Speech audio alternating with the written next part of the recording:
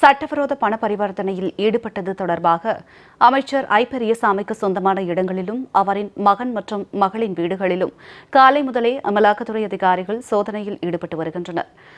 சென்னை பசுமை வழிச்சாலையில் உள்ள அமைச்சர் ஐ. பெரியசாமியின் இல்லத்தில் அமலாக்கத்துறை சோதனை நடந்து வரும் நிலையில் களத்திலிருந்து எமது செய்தியாளர் ராம்குமார் வழங்கும் கூடுதல் தகவல்களை தற்போது கேட்கலாம்.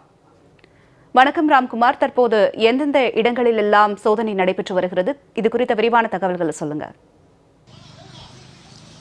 நிச்சயமாக ஊரக வளர்ச்சித்துறை அமைச்சராக இருக்கக்கூடிய ஐ. பெரியசாமி தொடர்புடைய இடங்களில் அமலாக்கத்துறை அதிகாரிகள் சோதனையில் ஈடுபட்டு வருகிறார்கள்.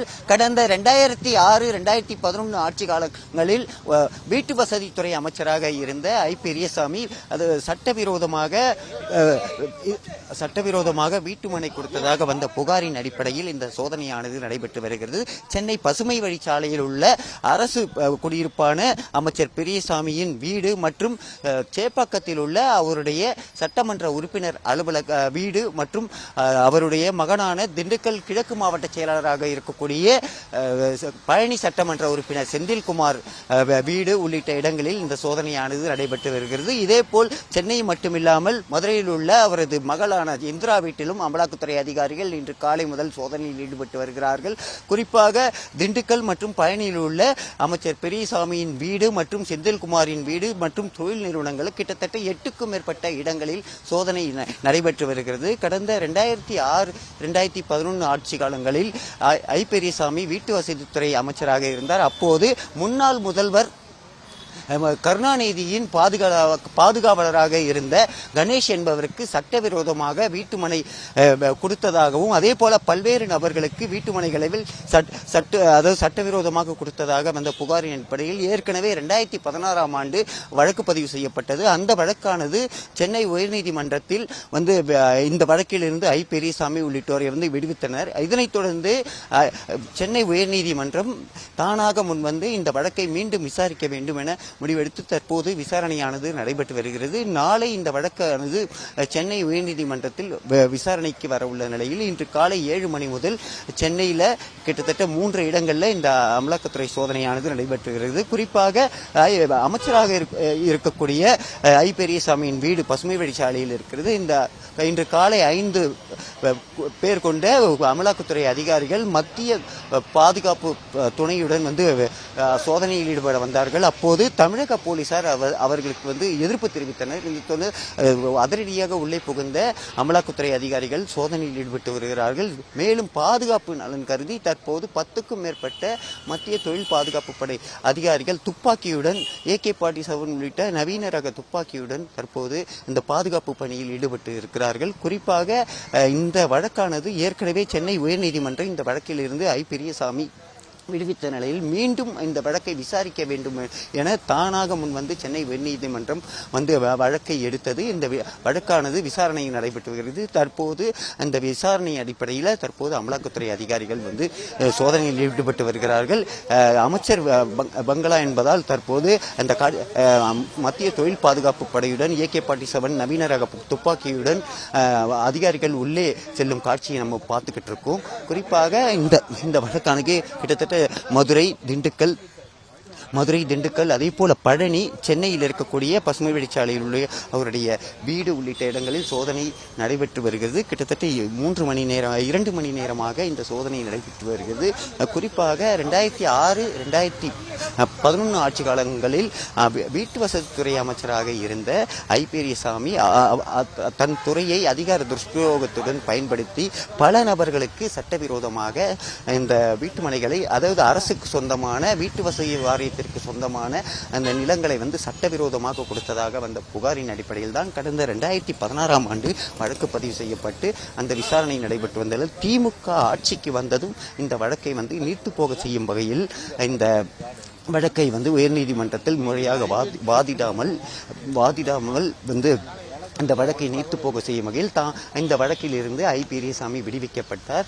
இந்த வழக்கை தாமாக முன்வந்து இந்த உண்மை நிலை கருதி முறைகேடு நடைபெற்றதாக வந்த உண்மை நிலை கருதி தாமாக முன்வந்து சென்னை உயர்நீதிமன்றம் வந்து வழக்கை எடுத்து விசாரணை மேற்கொண்டு வரும் நிலையிலே இன்று காலை 8க்கும் மேற்பட்ட இடங்களில் இந்த சோதனையானது நடைபெற்று வருகிறது. கிட்டத்தட்ட 5 பேர் கொண்ட அமலாக்கத்துறை அதிகாரிகள் பசுமை வழிச்சாலையில் உள்ள அவருடைய வீட்டில் அதிரடியாக புகுந்து வந்து விசாரணை மேற்கொண்டு வருகிறார்கள், சோதனை மேற்கொண்டு வருகிறார்கள். குறிப்பாக திண்டுக்கலுக்கு சென்றுள்ள ஐ பெரியசாமி தற்போது பசுமை வழிச்சாலையில் வீட்டில் இல்லை. அவர் வந்து திண்டுக்கல்லில் வசித்திருப்பதால் அங்கேயும் வந்து சோதனை நடைபெற்று வந்தாலும் அவர் இல்லாவிட்டாலும் இங்கே இருக்கக்கூடிய அவருடைய வீட்டில் வந்து சோதனையானது தீவிரமாக நடைபெற்று வருகிறது. குறிப்பாக எந்த வகையில் இந்த முறைகேடு நடைபெற்றது, அதே போல இந்த முறைகேடில் யாரெல்லாம் ஈடுபட்டார்கள், எவ்வளவு ரூபாய் வந்து இந்த கோடிக்கணக்கான ரூபாய் முறைகேடு நடைபெற்றது, இந்த பணத்தை சட்டவிரோதமாக பணப்பரிமாற்றம் செய்ததாக வந்த புகாரின் அடிப்படையில் அமலாக்கத்துறை வழக்கு பதிவு செய்து தற்போது இந்த சோதனை நடைபெற்று வருகிறது. அதே போல இங்கு மட்டும் இல்லாமல் மதுரையில் உள்ள அவருடைய மகள் இந்திரா என்பவர் வீட்டிலும் இந்த சோதனை நடைபெற்று வருகிறது. அதே போல பழனியில் இருக்கக்கூடிய அமைச்சர் பெரியசாமியின் மகனான திண்டுக்கல் கிழக்கு மாவட்ட செயலாளராக இருக்கக்கூடிய செந்தில்குமார் வீட்டிலும் இந்த சோதனை நடைபெற்றுகிறது. இது மட்டும் அவருடைய தொழில் நிறுவனங்கள் பல்வேறு நிறுவனங்களை நடத்தி வருகிறார். இந்த நிறுவனங்களிலும் அமலாக்கத்துறை அதிகாரிகள் சோதனையில் ஈடுபட்டு வருகிறார்கள். கிட்டத்தட்ட 2 மணி நேரமாக நடைபெற்று சோதனையில் பல்வேறு ஆவணங்கள் வந்து ஆய்வு செய்து வருவதாக தகவல் வெளியாகி இருக்கிறது. இந்த சோதனையானது நடைபெற்று வருகிறது. குறிப்பாக இந்த பசுமை வழிச்சாலை வந்து முழுவதும், அதாவது நீதிபதிகள் மற்றும் அமைச்சர்கள் இருக்கக்கூடிய பகுதி, தற்போது திமுக அமைச்சராக இருக்கக்கூடிய அவர் வீட்டில் வந்து சோதனை வரும்போது தமிழக காவல்துறையினர் எதிர்ப்பு தெரிவித்திருக்கிறார்கள், அவர்களுக்கு அனுமதி மறுத்திருக்கிறார்கள். அதன் அடிப்படையில் தான் மத்திய தொழில் பாதுகாப்பு படை போலீசார், துப்பாக்கி ஏந்திய போலீசாருடன் இந்த சோதனை நடைபெற்று வருகிறது. ஜனனி. ராம்குமார், இந்த சோதனை சென்னை அல்லாது மற்ற வேறு இடங்களில் நடைபெறுகிறதா? எந்தெந்த இடங்களில் நடைபெறுகிறது மற்றும் இந்த சோதனையானது இன்னும் எவ்வளவு நேரம் நீட்டிக்கப்படும் என்று எதிர்பார்க்கப்படுகிறது? ராம்குமார்,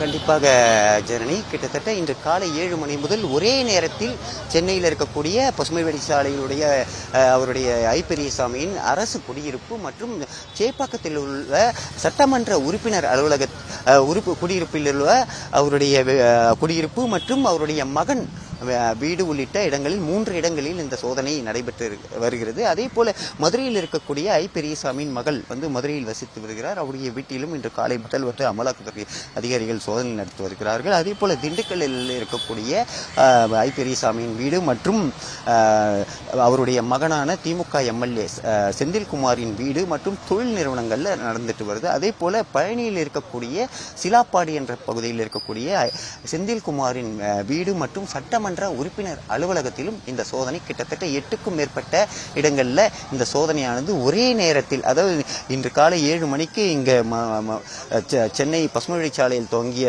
இந்த சோதனையானது ஒரே நேரத்தில் மதுரை மற்றும் திண்டுக்கல், பழனி உள்ளிட்ட இடங்கள்ல ஒரே நேரத்தில் புகுந்த இங்க பசுமை வழிச்சாலையில மட்டும் 5 அதிகாரிகள் கொண்ட அமலாக்கத்துறை அதிகாரிகள், அதே போல சட்டமன்ற உறுப்பினர் அலுவலகம் குடியிருப்பு இருக்கக்கூடிய சேப்பாக்கம் பகுதியில் இருக்கக்கூடிய அந்த அவருடைய வீட்டில் கிட்டத்தட்ட 10க்கும் மேற்பட்ட அமலாக்கத்துறை அதிகாரிகள் சோதனையில் ஈடுபட்டு வருகிறார்கள். இதே போலதான் மதுரை மற்றும் திண்டுக்கல், பழனியில் இருக்கக்கூடிய அவர்களுடைய தொடர்புடைய இடங்களில் இந்த சோதனை நடைபெற்று வருகிறது.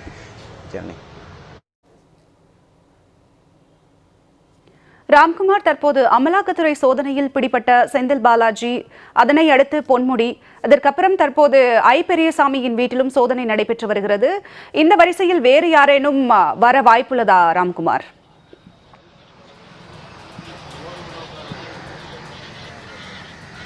நிச்சயமாக, அதாவது தொடர்ச்சியாக திமுக ஆட்சி காலங்களில் கடந்த 2006, 2011 ஆட்சி காலத்தில் இந்த திமுக அமைச்சர்கள், பல்வேறு அமைச்சர்கள் வந்து பல கோடி ரூபாய் ஊழல் செய்திருக்கிறார்கள். அந்த பல அமைச்சர்கள் மீது கடந்த அதிமுக ஆட்சி காலங்களில் வந்து வழக்கு பதிவு செய்யப்பட்டு அந்த விசாரணையானது நடைபெற்று வருகிறது. ஏற்கனவே உயர்கல்வித்துறை அமைச்சராக இருந்த பொன்முடி, அதே போல தற்போதைய வனத்துறை அமைச்சராக இருக்கக்கூடிய பொன்முடி, அதே போல செந்தில் பாலாஜி அமைச்சர் பதவியிலிருந்து நீக்கப்பட்ட